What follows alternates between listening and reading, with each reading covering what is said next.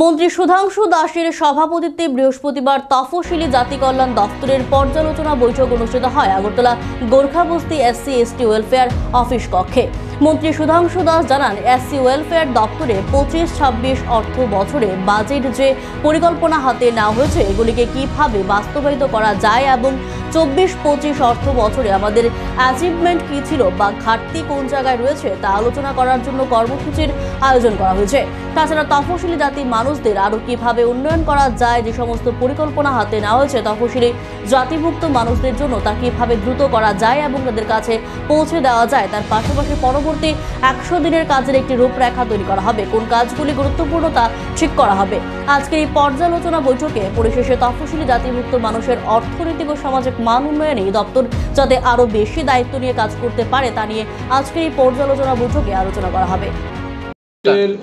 Review meeting এর মূল উদ্দেশ্য হচ্ছে 2025 এবং 26 অর্থ বছরে SC ওয়েলফেয়ার ডিপার্টমেন্ট বাজেটে যেটা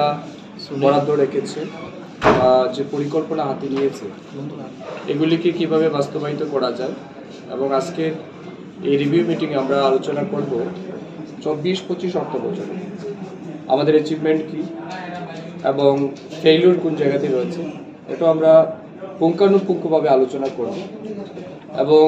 এই অর্থ বছরে অর্থাৎ 25-26 অর্থ বছরে কীভাবে আরও বেশি অ্যাচিভমেন্ট করা যায়, SC কমিউনিটির মানুষদের জন্য যে সমস্ত স্কিম বা প্রজেক্টগুলি আমরা হাতে নিয়েছি আরও কত দ্রুত মানুষের কাছে পৌঁছে দেওয়া যায়, এই সমস্ত বিষয়ের উপর আলোচনা হবে। তার পাশাপাশি নেক্সট 100 ডেজের 100 দিনের একটা আমরা টার্গেট ফিক্সড করব, কোন কোন কি ইনিশিয়েটিভ বা কোন কোন ইম্পর্টেন্স কাজগুলি আগামী 100 দিনের মধ্যে আমরা ইমপ্লিমেন্ট করতে চাই, এই বিষয়গুলি সিদ্ধান্ত নিয়ে মিশন মোডে আমরা মাঠে নামব, যাতে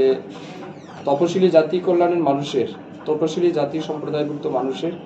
অর্থনৈতিক এবং সামাজিক মান উন্নয়নের ক্ষেত্রে এই দপ্তর যাতে অনেক বেশি দায়িত্ব নিয়ে কাজ করতে পারে, এই বিষয় নিয়েই আজকে আমাদের আলোচনা হবে এবং সিদ্ধান্ত হবে।